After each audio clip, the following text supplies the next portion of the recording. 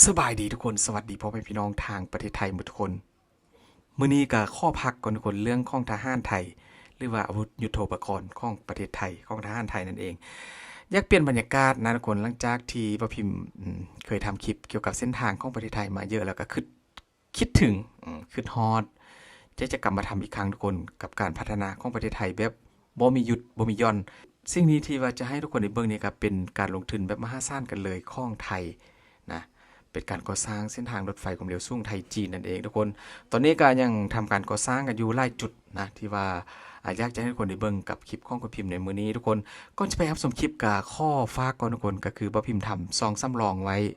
นะตอนนี้ก็ทำแล้วลงไปแล้วคลิปแรกก็อยากให้ทุกคนเข้าไปกดติดตามมาได้บ่พิมพ์แปะลิงก์สีน้ำเงินไว้อยู่ที่คอมเมนต์แล้วก็ปักหมุดไว้แล้วทุกคนกดเข้าลิงก์นั้นแล้วไปกดติดตามซองสำรองให้ได้ทุกคนขอบคุณหลายๆนะมาเดี๋ยวเราไปเบิ่งกันก่อนทุกคนว่าตอนนี้เส้นทางรถไฟความเร็วสูงของไทยที่ว่ากำลังก่อสร้างนั้นไปฮอดซะแล้วทุกคนแล้วก็ซึ่งว่าเส้นทางนี้กันทางใหญ่แล้วก็ใช้งบมหาศาลกันเลยนะทุกคนไปเบิ่งคลิปกันเลยนี่เลยทุกคนว่านเจี๊ยบกันเลยนะกับเส้นทางที่ว่ากำลังมีการก่อสร้างข้ามน้ำข้ามทะเลข้ามภูเขาข้ามหมู่บ้านข้ามจังหวัดข้ามอำเภอข้ามทุกจุดที่ว่าถือโครงการของรถไฟไทยจีนตอนนี้ก็มีการสร้างเสร็จไปแล้วไล่จุดกันแล้วนะทุกคนแต่ว่าคลิปที่จะให้ทุกคนได้เบิ่งนี่ก็คือจุดที่ว่าเข้ากำลังทำการสร้างขึ้นนั่นเองทุกคนนะใหญ่สุดๆกันเลยนะใหญ่มากกับเส้นทางรถไฟความไวสูงหรือว่ารถไฟความเร็วสูงของประเทศไทยที่ทุกคนรู้จักก็คือรถไฟความเร็วสูงไทยจีนนั่นเองทุกคนอันนี้อาจจะไม่เป็นครั้งที่2บ่ที่บ่พิมพ์ได้ทำนะคนเกี่ยวกับรถไฟความไวสูงของไทยจีนที่ว่าบ่พิมพ์เคยทำมาแล้วก็ข้อมูลรายละเอียดก็คือฮู้แหละนะซองของพิมพ์ก็อาจจะเป็นแบบนี้ทุกคนบ่ได้มากติดตามแหละเพราะพิมพ์เน้นการทำคลิป5คลิปใหม่ๆมาให้เบิ่งจะบ่ได้เน้นข้อมูลเด้อนี่ทุกคนแท่งคอนกรีตก็โอ้โหโคตรใหญ่กันเลยแท่งเบรีเออร์แท่งคอนกรีตใช่ไหมเขาเรียกที่ว่ามีการยกขึ้นไปประติดประต่อใส่กับเส้นทางของรถไฟนะทุกคนในแต่ละจุดใหญ่แห้งนะทุกคนบ่ฮู้ว่าขนาดนี้นี่มันขนาดเดียวซ้ำกับแท่งคอนกรีตนี่นะทุกคนบ่ฮู้ว่าแม่นขนาดเดียวของอันแท่งคอนกรีตที่ว่าใส่ในเส้นทางของพระราม9บ่พระราม2ใช่ไหมทุกคนที่ว่าทุกคนรู้ที่ว่าสอบถล่มลงมาตลอด อยู่ในกรุงเทพนะทุกคนบ่ฮู้ว่าแท่งคอนกรีตมันขนาดเดียวกันหรือบ่ถือว่าใหญ่แฮงทุกคนอ่าเพราะว่าคืองบมหาศาลนี่ก็เป็นงบเยอะมากๆนะทุกคนอืมโอ้ยทุกคนก่อนจะยกใดก็บ่แม่นง่ายๆเด้อกับก้อนคอนกรีตแท่งคอนกรีตใหญ่แบบนี้เออตอนนี้ก็สร้างไปไปผ่านไปหลายจังหวัดแห่งนะทุกคนถ้าว่าเส้นนี้สำเร็จหรือว่าโครงการนี้สำเร็จกับเมืองไทยประชาชนไทยคนไทยก็คงจะเดินทางแบบสะดวกสบายสุดๆกันเลยนะซึ่งว่าคลิปนี้ก็อยากให้ทุกคนได้เบิ่งกับการ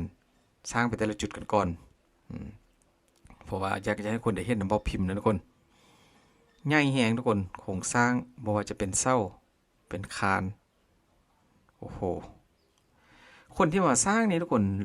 หลักๆวิศวกรหรือว่ากรรมกรผู้เชี่ยวชาญเนี่ยนะนักออกแบบนี้แม่นไทยหรือว่าแม่นจีนทุกคนอันนี้บ่พิมพ์อยากรู้นะก็คือว่ารถไฟนี่เขาก็ใส่บอกว่ารถไฟไทยจีนหรือว่าเป็นการสร้างร่วมมือกันหรือว่าไทยลงทุนแล้วจีนมาสร้างหรือว่าจีนลงทุนแล้วไทยมาสร้างหมดทุกคนนะอันนี้พูดคุยกันในคอมเมนต์เด้อทุกคนนี่สร้างไปแต่ละจุดก็ถือว่าผ่านผูกเข้ากันเลยนะทุกคนแต่ว่าเขียนสีแดงที่ว่าทุกคนเห็นอยู่ในคลิปนี้ก็จะเป็นตัวหนังสือจีนนะทุกคนหรือว่าเป็นแรงงานมาจากจีนบอกที่ว่าเข้ามาทำอุปกรณ์ที่ว่าสร้างก็เป็นตัวหนังสือจีนติดอยู่ด้านข้างซ่องข้างกันเลยมาอันนี้ก็เป็นน่าจะเป็นเขียนของไทยละเพราะว่าเป็นภาษาไทยทุกคนโอ้โหแต่ละอย่างนะกว้างแหงทุกคนนี่น่าจะวิ่งได้กี่ขันวะเนี่ยรถไฟความไวสูงนี่เป็นรถไฟเดี๋ยววิ่งส่วนกันใดใช่ไหมทุกคนเพราะว่าพอพิมพ์เบิ่งซองเลนซองของรถไฟที่ว่าเขาทำเป็นรางมานะเหมือนกับว่าสามารถวิ่งส่วนกันได้กว้างแหงทุกคน ผ่านไปแต่ละเส้นละสายก็คือแบบต้องได้ทำการอันนั้นใช่ไหมทุกคนดินของประชาชนอยู่ที่เมืองไทยที่ว่าทึกโครงการแบบนี้ก็อาจจะได้สดเสยแมันบ่ทุกคนเงินสดเสยให้กับประชาชนเพราะว่าได้ใส่ดินของประชาชนผ่านไปแต่ละจุดกันเลยบอกว่าเมืองไทยเขาแบบให้การสดเสยเยอะไหมทุกคนนี่เขียนก็มีไล่ลุ้นนะทุกคนที่ว่ายกแทงคอนกรีตขึ้นไปประกอบใช้กับคอสะพานโครงการรถไฟฟ้าความเร็วสูง43ความหมายคืออะไรทุกคน43นี่ก็ถือว่าแล้วไปแล้วนะทุกคนจุดนี้ก็ทำการเสื่อมต่อกันไปเรื่อยๆโอ้โห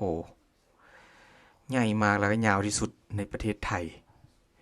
โครงสร้างอาคารทุกอย่างอาคารโครงสร้างของเสาแล้วก็อาคารทุกอย่างเนี่ยโอ้โหมาฮือมากันเลยนะนี่แล้วทุกคนอย่าลืมนะซองไม้ก็มาพิมพ์ซอยกดติดตามได้ด้วยทุกคนจะลงคลิปอาจจะลงคลิปแบบวันเว้นวันนะซองนั้นนี่ทุกคนสถานีแล้วก็จุดที่ว่าสร้างเสร็จแล้วก็อยากให้คนได้เบิ่งทุกคนโคตรใหญ่กันเลยนะใหญ่ทั้งกว้างแล้วก็ยาวโอ้โหเสานี่พอพิมพ์ฮูมาบางจุดมีความสูงถึง50 เมตรนะทุกคนความสูงของเสารถสามารถวิ่งผ่านในหรือว่าการออกแบบก็อาจจะเป็นวางแผนไว้เพื่ออนาคตเลยนะที่ว่าบ่พิมพ์เข้าใจเพราะว่าเฮ็ดเสาสูงขนาดนี้ก็อนาคตก็อาจจะมีการแบบทำเส้นทางยกระดับหลอดยวนไตของทางของรถไฟอาจจะเป็นไปได้นะเพราะว่าทำสูงขนาดนี้ก็อาจจะได้ไล่ซันกันเลย50ความสูงของเสา50 เมตร50 เมตรทุกคนสูงสุดๆกันเลยด้านล่างก็เหมือนกับมีการจัดงานอะไรสักอย่างนะทุกคนวิวธรรมชาติดีมากสีเขียวเต็มไปหมดเลยนะครับทุกคนโอ้โหมูลค่าที่ดินจุดตรงนี้ก็คงจะแบบราคาแพงสุดๆหลังจากที่สร้างเสร็จไปนี่ทุกคนเราปิดท้ายโดยคลิปพวกที่ว่าสร้างเสร็จไปแล้วนะรถไฟความเร็วสูงไทยจีนของประเทศไทยตอนนี้ก็พัฒนาไปเรื่อยๆนะนี่สลับมาทุกคนเบิ่งใกล้ๆกันกว้างแหงทุกคนความกว้างกับบรรจุได้ไล่กันเลยนี่น่าจะเป็นจุดของสถานีเลยแล้วนะว่าเขาทำกวางกันหน้านี้สถานีก็ทำเป็นไล่ทีกันเลยโอ้โหเป็นทางแยกของรถไฟทุกคนนี่คืออยู่จังหวัดอะไรก็ไม่รู้นะทุกคนเพราะหลักๆก็คือรายละเอียดอยู่ในคลิปเขาก็บริบอกทุกคนที่ว่ายังเป็นธรรมศาสตร์เยอะนี่อันนี้เลยทุกคนจุดดำๆดีว่าเข้ามีการทำขึ้นมานั้นพอแน่ใจว่ามันคืออะไรนะคนแต่ว่าเป็นทางผ่านของรถไฟจุดที่ว่าเขาจะสร้างรถไฟผ่านไปนั่นแหละที่ทุกคนได้ฮู้แหละนี่เหมือนกับทำตันเจือนหมดคนตันกันดินสไลด์ใช่ไหมจุดดำๆข้าวแคบข้าวนี่ปิดท้ายโดยมุมที่ว่ามีการสร้างเสร็จไปแล้วทุกคนด้านล่างก็เป็นรถไฟที่ว่าสร้างเสร็จก่อนหน้านั้นนะที่ว่ามีไล่ยางแหงความสูงนี่แหละทุกคนนี่แหละเขาว่า50 เซน50 เมตรความสูงกับสูงมากๆสูงสุดๆที่ทุกคนได้เห็นอยู่ในคลิปนี่แหละโอ้โหเยอะมากสูงมากการพัฒนาของเมืองไทยกับแบบทำเพื่อประชาชนให้คนไทยได้ใช้ในอนาคตเพื่อความสะดวกสบายเดินทางไปมาสู้กันก็สบายนะถ้าว่าสร้างแล้วมานี่ปีต่อไปถ้าว่าสร้างแล้วหรือว่าปีได้ที่ว่าสร้างแล้วก็การกลับบ้านของพี่น้องชาวไทยที่ว่าอยู่ต่างจังหวัดก็คงจะเดินทางแบบสะดวกสบายกันขึ้นนั่นคนบ่จำเป็นต้องเอารถยนต์กับรถยนต์ส่วนตัวกับบ่ต้องจ้างรถบ่ต้องจ้างรถบัสรถยังไงนะนั่งรถไฟกับน่าจะไปทั่วจังหวัดแหละนะตามที่บ่พิมพ์เข้าใจทุกคนเพราะว่ายาวแฮงใส่งบมา5ซ่านกันเลยขอบคุณหลายๆทุกคนที่ว่าอยู่กับคุณพิมพ์จนจบนะขอบคุณอีกตึมครั้งนึงที่ว่าทุกคนเข้ามาแล้วกดติดตามทั้งช่องเก่าและช่องสำรองซองปัจจุบันนี่แหละทุกคนช่วยกดติดตามมันเยอะๆไปถึง100,000 ซับนะทุกคนขอบคุณหลายๆขอให้ทุกคนโชคดีเด้อทุกคน